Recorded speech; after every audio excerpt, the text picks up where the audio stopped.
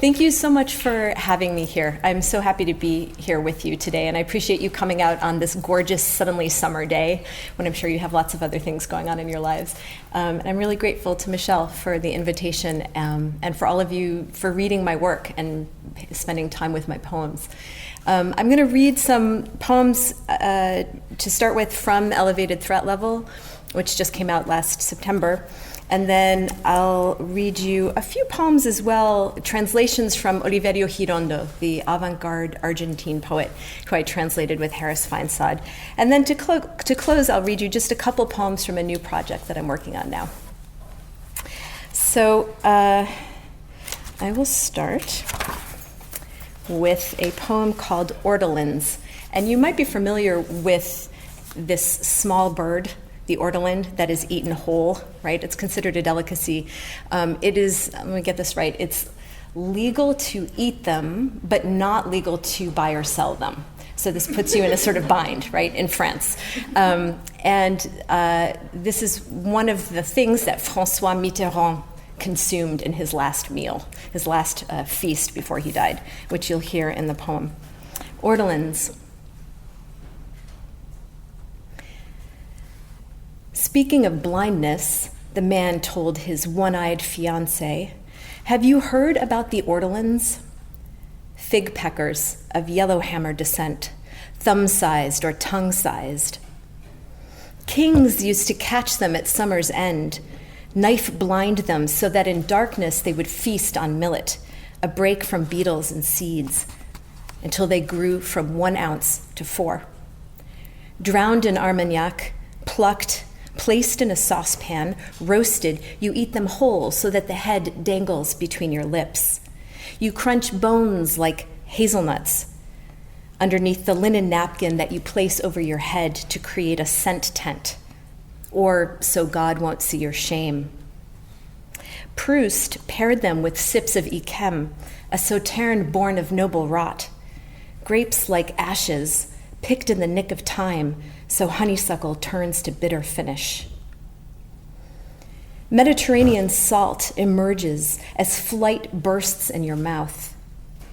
Imagine yourself a memory, a body full of meal, as Mitterrand must have, eating ortolans 8 days before dying, his last illegal act. 15 minutes of savoring a supple, burning ball of fat until you exhaust its roast juices. When you swallow, you will regret the end of a sensual experience.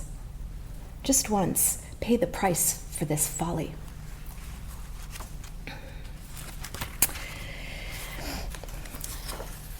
So as Michelle mentioned, many of the poems in this book are concerned with what I would call mediated witnessing, watching events, political events, events of war happen from a distance, and what it means to be a citizen of a nation that's taking all kinds of actions in your name very far away, right? And how do we sort of experience that and have access to it, and what kind of complicity are we part of?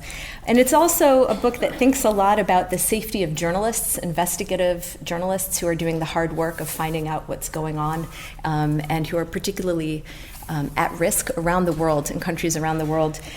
And the closing down of newspapers, which is something that I've been concerned with for the past decade or so. One by one, newspapers have been closing down around the country, as I'm sure you're aware, and shifting to digital platforms and other ways of getting information. But still, the actual newspaper that you hold in your hands is harder and harder to get. And so I wrote this elegy for the newspaper called Gutenberg Nation. And there is a shout out to Pittsburgh at the beginning of the poem. So I wanted to be sure to read this one here. And the poem bears an epigraph from Joseph Pulitzer, which reads, "Our republic and its press will rise or fall together."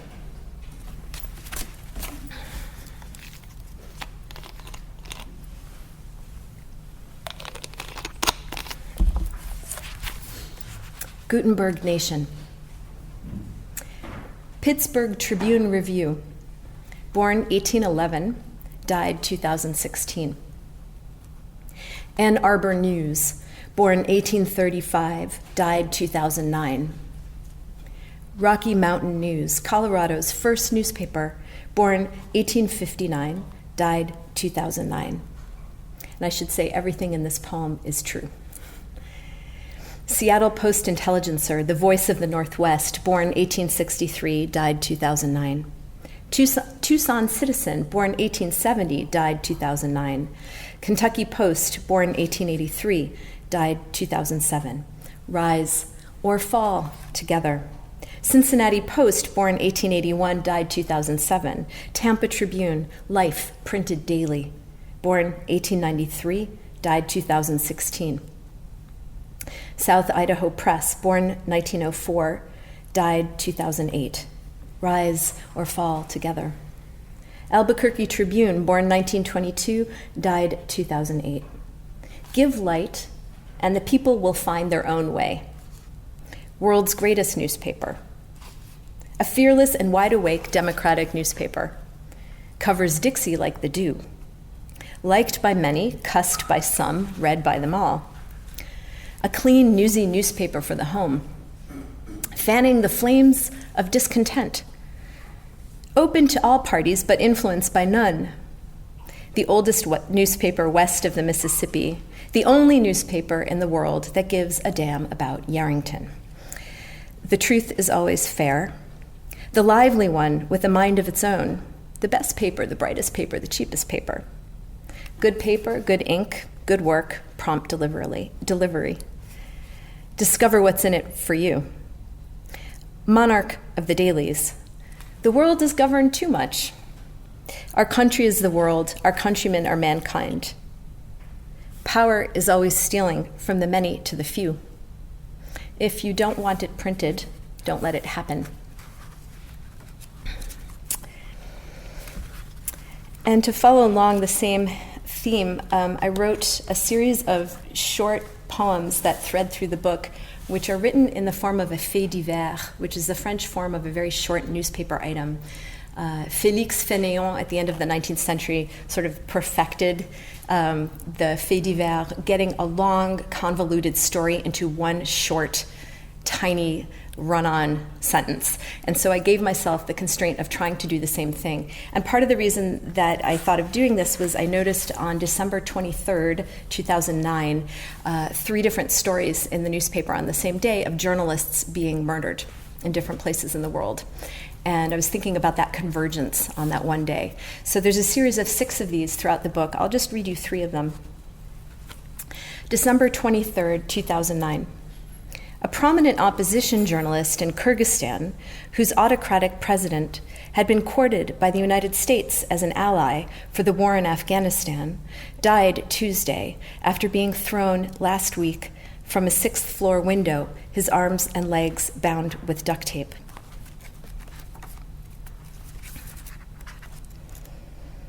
December 23rd, 2009. The smell of the bombers' spent explosives filled the air as rescue workers and the police hurried to secure forensic evidence, retrieve body parts, and ferry the wounded to the hospital after a suicide bomber blew himself up while entering the press club in Peshawar. December 23rd, 2009. The captive has become a correspondent after his release from 7 years of imprisonment at Guantanamo Bay. The only journalist among the 779 known detainees, a 40-year-old native of Sudan, is back at work at Al Jazeera, leading a desk devoted to human rights and public liberties.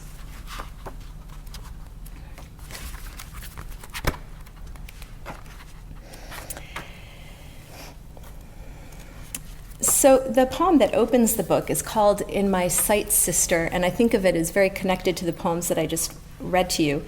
I wrote this thinking about footage that I had seen online that was released by WikiLeaks of a bombing in Baghdad in 2007, in which this is American footage where you can hear the helicopter pilots of the Apache helicopters as they're bombing this neighborhood in Baghdad, where they killed a number of civilians, including children and journalists and photojournalists working for Reuters.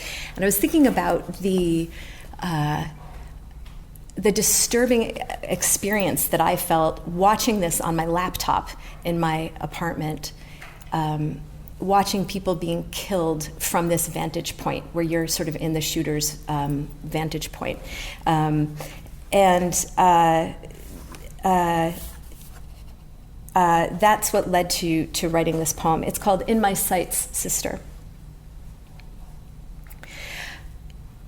My eyes are polished smooth by sight. They clot like crystals in storm glass, like beakers of toxin. If we had seen what had been done, what the helicopter pilot did in our name, what the special ops team did in our name, what they did with their hands in our name. What if it were my sister? What if it were her? What? If we had seen with our own smooth eyes. Every last one of us wears knee-high boots, my lovely. We live in a booted nation, a nation girded and gunning. This moment, this is precisely all. Watching takes work. Sight takes hours, takes my eyeglasses, every last one, as if they were yours. You can see there's a sigh in our sight. What if it were my sister? What if it were? What we saw ground into our eyes with the photos, with the newspaper reports. What would I say? What can I say? What would I say if it were my sister, my own beakers of toxin, my own boots, my own hands in my own name?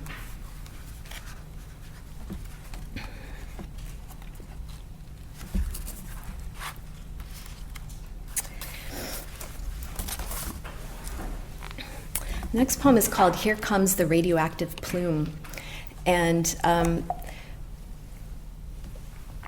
this is a poem that I wrote thinking about, do you remember the newspaper coverage of the nuclear disaster at Fukushima where the nuclear plume was described circling the globe, right? It was called a plume. And I was thinking why this word plume for this quantity of toxic air, right? And I was thinking about it circling the globe and tying us together, sort of like a wedding ring, binding us all together. So I wrote an epithalamion, a poem on the occasion of a marriage called Here Comes the Radioactive Plume, an epithalamion for Fukushima.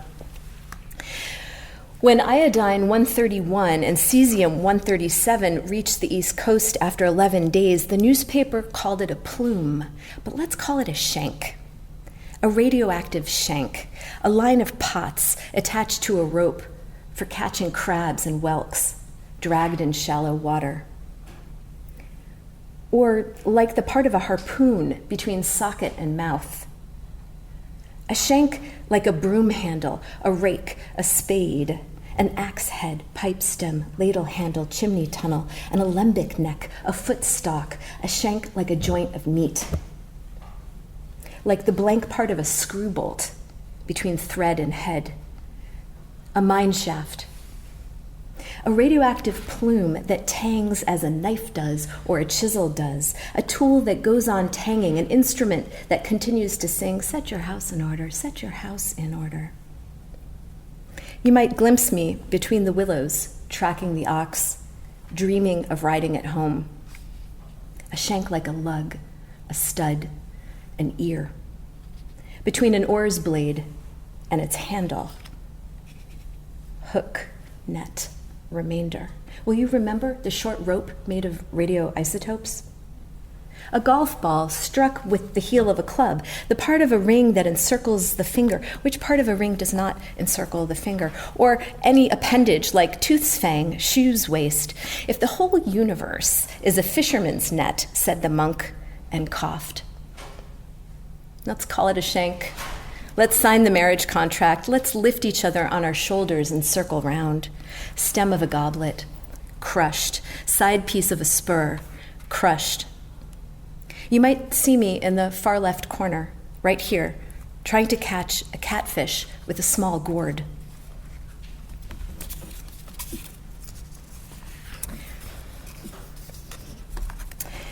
one of my surprises in writing this book over a number of years was that I did end up writing in a number of forms, even though I generally write in free verse. And there's sonnets in this book. I have a number of sonnets. Some of them rhyme, some of them don't. This is an unrhymed sonnet. It's called After the War, and it's dedicated to my grandfather, who died about 2 years ago this week.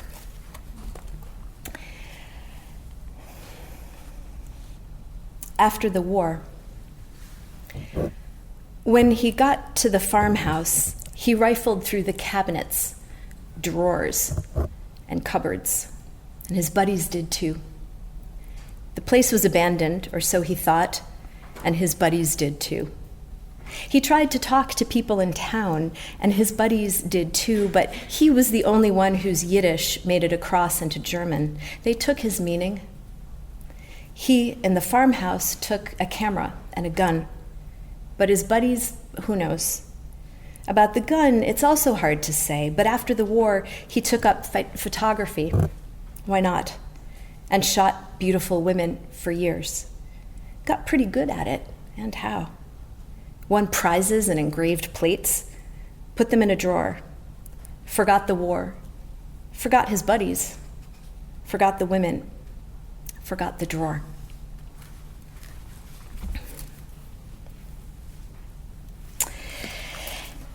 And the last poem I'll read to you from this collection is called My Life with Private Equity. You may have been following, perhaps you're as concerned as I am, about the way that private equity firms are taking over public services, so that if you call 911 for an ambulance or a fire truck, you may get one that's owned by a private equity firm, right? And so you might have a bill you didn't expect. They might deliver service that you didn't expect. Newspapers are owned by private equity firms, water, other public utilities. Schools. Anyhow, they seem to be repeating all of the same economic mistakes that led to the crisis in 2008. So, here we go again. So I wrote a poem called My Life with Private Equity.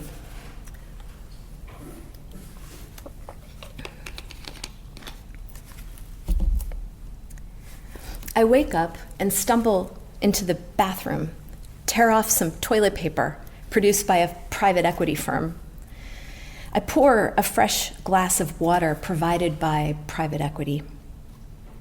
Private equity wants to know who I'll see today, where I'll go, and when. I jump in the shower, closing the striped curtain of private equity. Private equity fabricates each minute on the clock.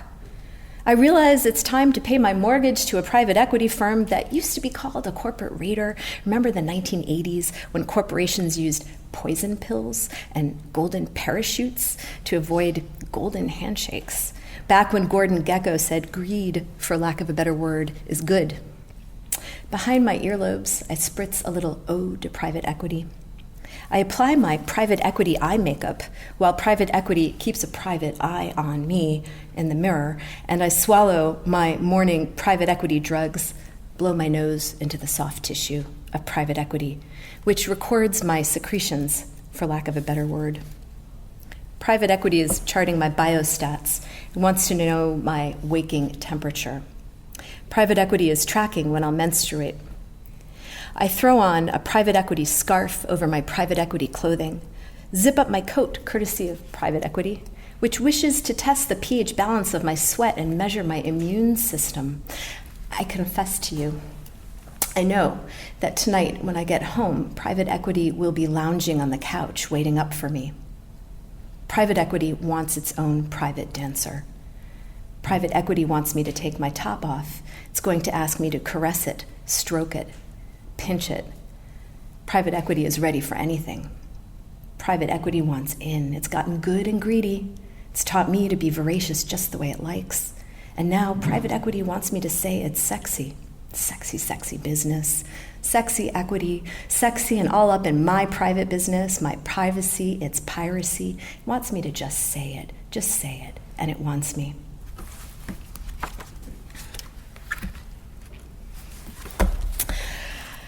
So to change tone just a little bit, I'm going to read you some poems from Decals. We're going to rewind about 100 years. Oliverio Girondo is a wonderful Argentine poet who is friends with Jorge Luis Borges. You may have read some of his work. They were part of the same scene of writers and artists in Buenos Aires at this moment. They had a fight over a woman. Girondo won. But he was known for all kinds of performances, happenings, and publicity stunts. So for one of his books, which we did not translate, called Espantapájaros, Scarecrow, he built a scarecrow out of paper mache and hired a hearse led by 6 horses to go through the streets of Buenos Aires, handing out pamphlets to announce that his book had been published. And then he rented what we would call like a pop-up storefront, where he had young ladies selling the books, and he sold 5,000 in a month, which honestly is still unheard of for poetry, you know.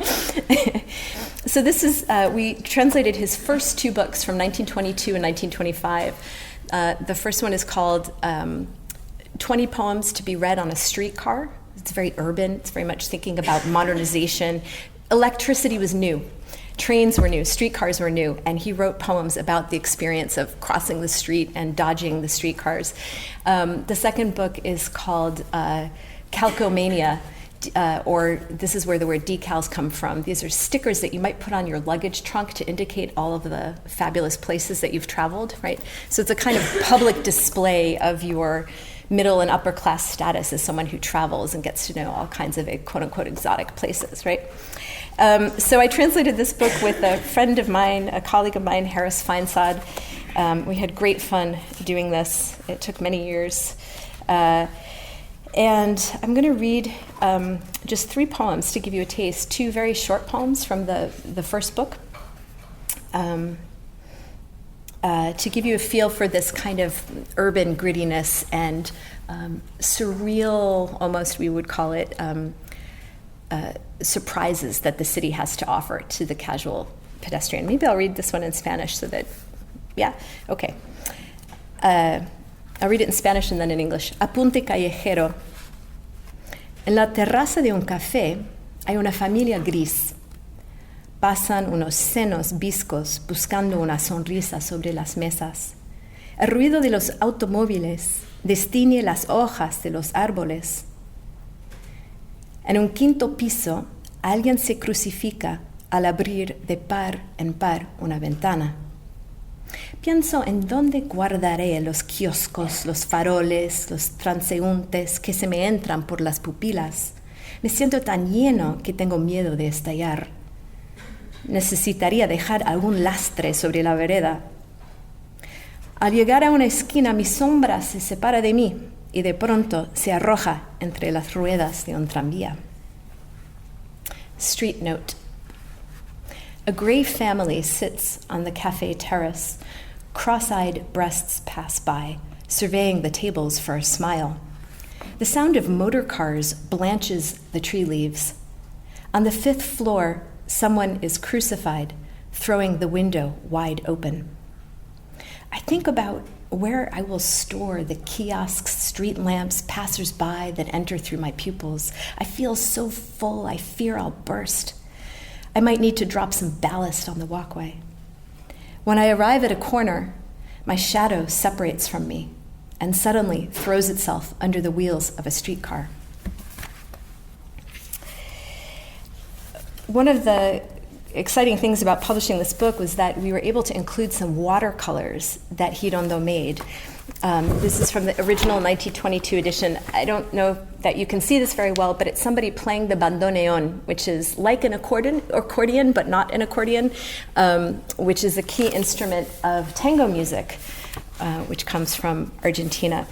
As an aficionado of tango, this is one of my favorite poems in the book. It's called Milonga, which is both a kind of dance, a kind of music, and a place where you dance tango, a social dance.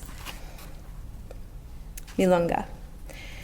On the tables, decapitated bottles of champagne with clownish white neckties, nickel pails whose reflection slims the cocottes' arms and back. The bandoneon sings with the lazy stretch of a lovesick worm, conflicts with the carpet's red hair, magnetizes nipples, pubises, shoe tips.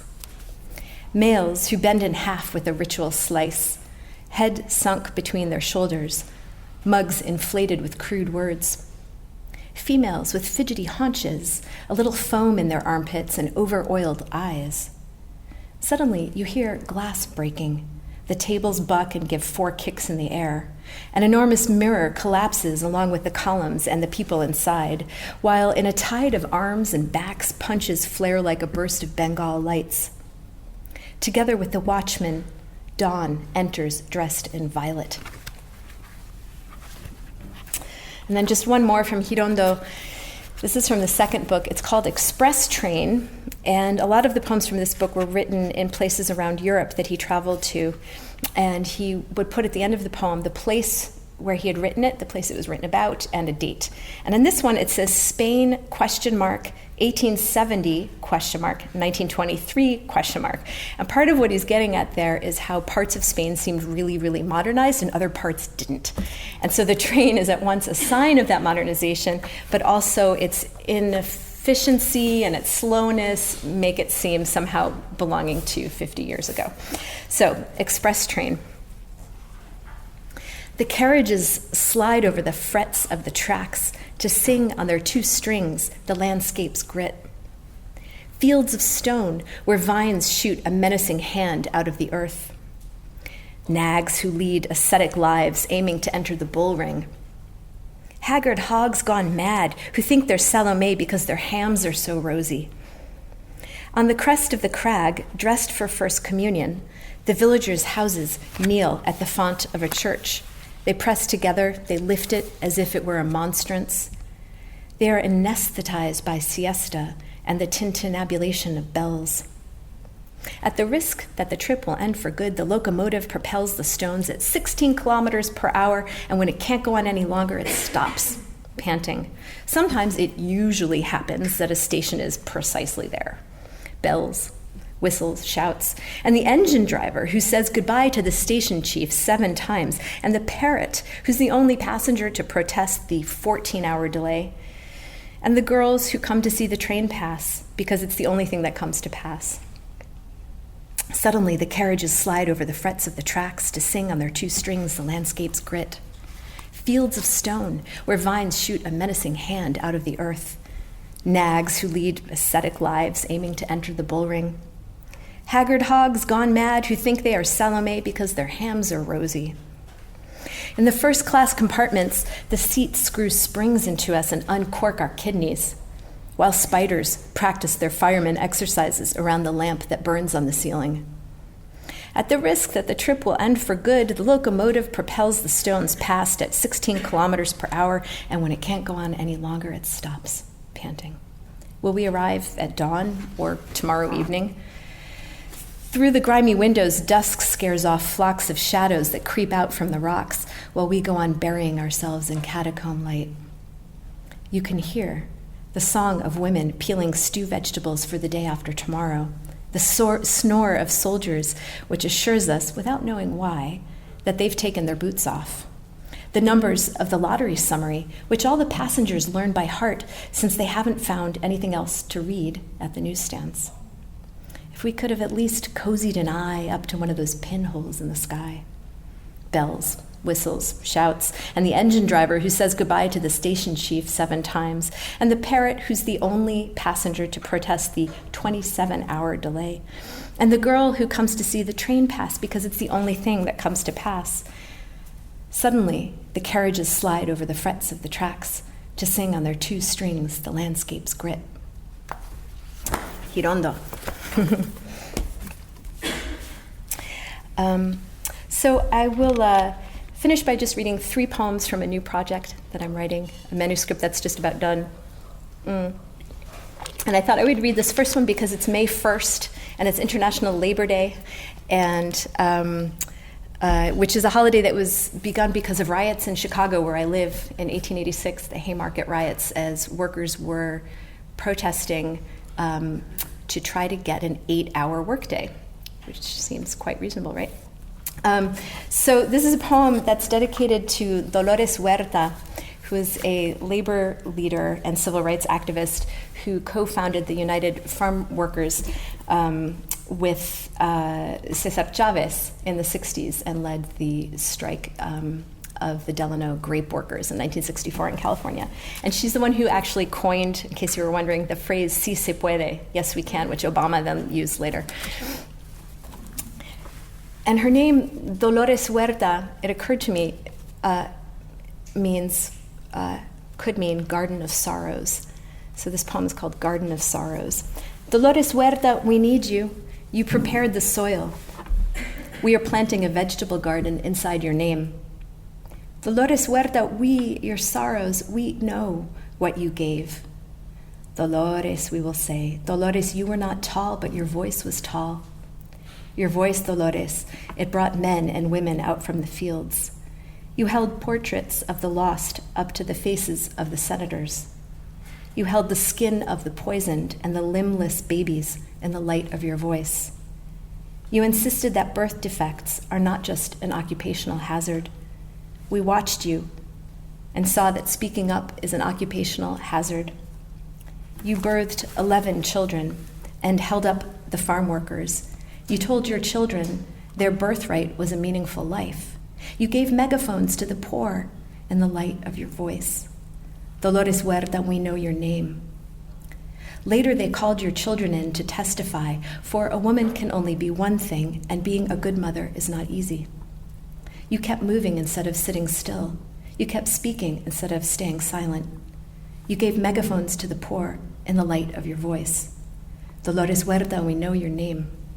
You birthed your children and you led a revolution. Dolores Huerta, you didn't ask for permission. You were the first general I followed into war.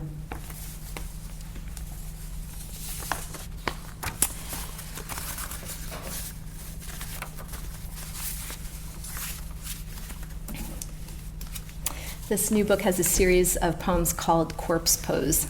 I've written a number of them, and this one is called Corpse Pose. Pretend you are dead, and we will eat you. My 4-year-old nieces insist I lie still and close my eyes. Pretend that you're really dead. They make munching sounds, yum, yum, yum, while pretending to eat my torso. Then S grabs her doll, saying, I'm going to eat this baby, yum, yum. At night, I look in the mirror and whisper, hello, baby, pretend you are dead, and I begin chewing. At the Hyowan Healing Center in South Korea, you can practice your own death, write your own obituary, and give it a trial run. Among candles and chrysanthemums, you may say prayers, put on a yellow or white burial shroud. And the envoy from the other world will nail you into a casket for 10 dark minutes. You may photograph yourself with your coffin. When M's parents brought him for a grave viewing in Rockaway Beach so he could admire the fine view and see his own grave with a view, he waited until his parents had just faded from view and then pissed on his grave with gusto. The 800-year-old churchyard reclines under the rotting apples in Oliver's orchard as toddlers grab yellow, red, green apples with glee. A wanton bite here, toss it away, a bite there, toss it away. Child becomes apple, becomes child. The vivacious young doctor jokes, we're going to put you in the juicing machine. We'll make Fred juice. How about that? We'll drink you up. To which 5-year-old Fred replies, I'm not an apple, but we all know that he is. The Met was evacuated when Roger threw ashes white as anthrax into the orchestra pit, ashes he later said were the remains of a friend whom he wanted to scatter within the houses of music so he could listen forever. A tender dismemberment as remembrance, with the Met as 9th stop on his opera tour. Trying to lighten the mood, I jokingly told Terry they would never be able to vacuum all of him up. Twice today, I've seen squirrel carcasses mashed into the ground by cars. What pulses beneath the day's epidermis? I reel back from seeing. It is the 11th year of the war against the drug cartels that has caused 150,000 deaths. A girl paints a second mouth made of marigolds on the side of her face. Decapitated, disappeared, buried in clandestine graves, thrown in garbage dumps. Only chins and hair visible, women wearing skeleton masks parade in honor of the 6 women killed every day near Juarez. Reduced to ashes, drowned in sewage canals. The lady who cuts the umbilical cord watches over their bones.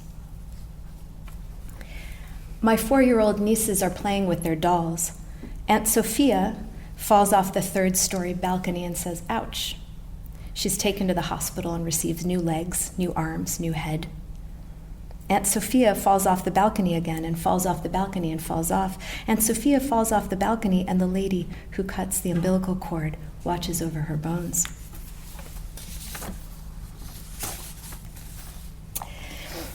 The last poem I'll read is called Meat and Honey. And I wrote this after seeing an artistic installation by Damien Hirst, which consists of a room, which is a room-sized terrarium where butterflies live out their lifespan. So there's butterflies being born and eating and mating and dying. And I spent a very long time in there and walked in and out through the room, was totally mesmerized by it. And that resulted in this poem. Meat and Honey. Heavy rubber curtains the doorway of a human-sized butterfly terrarium. We're instructed to proceed at a steady pace amidst our fellow creatures in this humid environment of birth, mature, mirth, manure, amidst the exacting children, spotting gorgeous color, insects feeding on fever honey. The molting mess is thrilling, dismaying, a microcosm of the pheromonal planet. The room is a 3-dimensional metaphor and a climax of romanticism, bringing life into art, or maybe the other way around. If the creatures had been houseflies, they would have been hideous, reminding me of my own corpse rotting. None of the resurrection covenant of the rainbow that's bundled into the butterfly. What if he had used small foxes or cats? Maybe their lifespan is too long, but it would make for a hell of a durational piece. I slide through and out and back in again. It's impossible to think of how many lives are happening amidst the wriggling filaments, the legs with a single claw.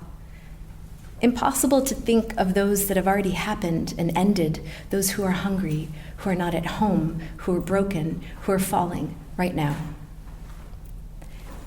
When I first discovered orgasms, I walked through the world in a haze, wondering why that wasn't what everyone does all day long. How can anyone talk of anything else? Now, I think the same of death. How can anyone think of anything else? I'm terribly attached to my own consciousness. I'm at home in the scaffolding of my own mind, the taste of my knees, the smell of my armpits, the beats my feet keep and those they don't, my compound eye, my proboscis. I imagine losing this. Imagine someone else passing through the rubber curtains, watching me feed on sugar water, spin a silk mat, shrug off my exoskeleton, eat it like an edible overcoat, and fall to the floor behind a trailing plant. It's devastating. And the crimson, yellow, orange, the inexplicably gold chrysalis, it makes the difference. Little angels, little widgets, pumping fluid into crumpled wings until they stiffen. Photographs are forbidden, but they would be useless anyway. The point is to move and sweat, losing our signatures, like a dancer's unmistakable ankle.